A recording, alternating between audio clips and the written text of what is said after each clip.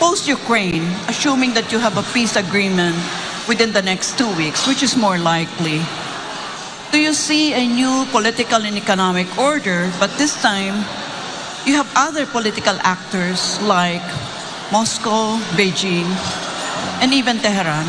Yes. What's your take on that? There will be a new world order. Because I think watching Ukraine and seeing the developments, and which are not exactly going the way of that the President Putin would have wanted it to, I suspect there will be domestic implications to whatever the peace agreement is going to be. I hope you're right, ma'am, that it will be done in 2 weeks, because we are the whole entire world is suffering. But there will be a very big change, because the how do you say, the idea, I think some of the analysts have said, I don't know if you agree with this, is that President Putin is trying to reconstruct or recreate the Soviet Union under another name. So perhaps this was his move.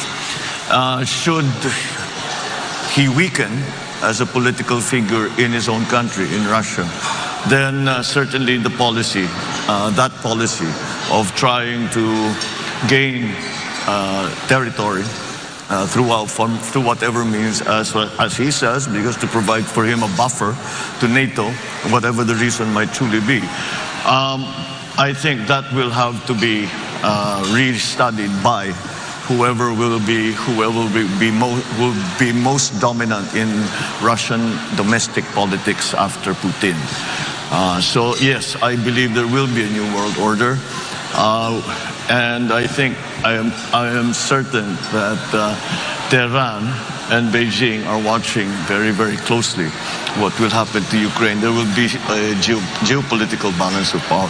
It also depends on what the reaction of the EU and the United States will be. I think the United States we can predict fairly accurately. EU is in a more difficult spot simply because they are highly dependent for their energy to Russia, and how they will balance that. I know that the President Biden has just signed with the EU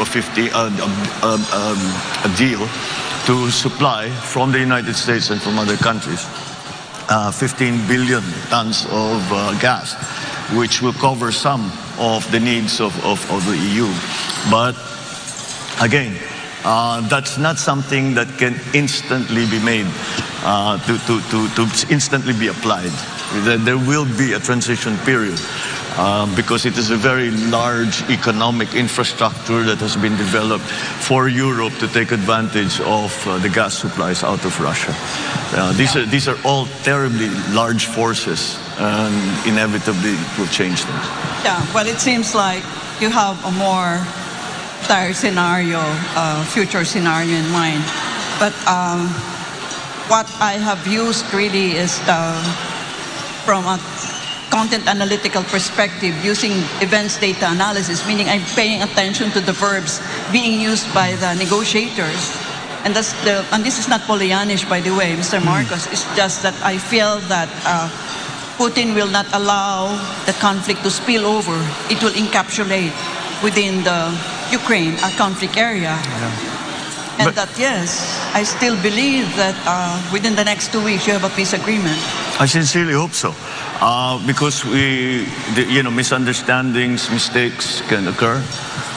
With Poland being right there on the border of Ukraine, we already have had reports of missiles that mistakenly flew into Poland.